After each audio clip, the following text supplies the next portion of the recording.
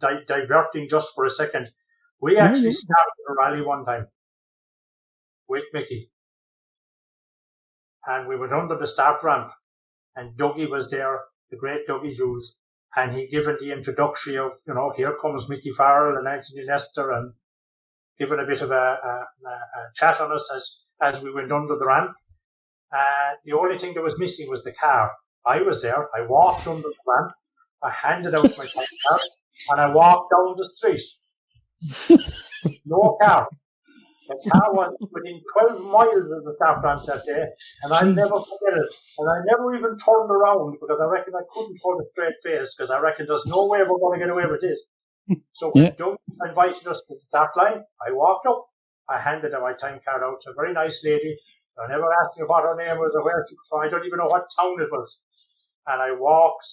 He said, "I'm there." And one of the things that I never looked back. One thing, and there they go, Mickey Farrell and Anthony Nestor off to the start stage one. And here was me walking down the footpath with a time card in my pocket. No mobile phone, remember? So all I could do was walk. So they broke a drive shaft to the start line.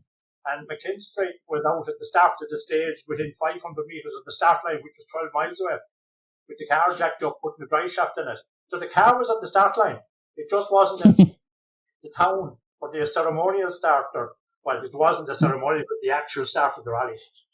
But so back then, once the co-driver was there and the time cards made it, so what difference did it make, really? You got the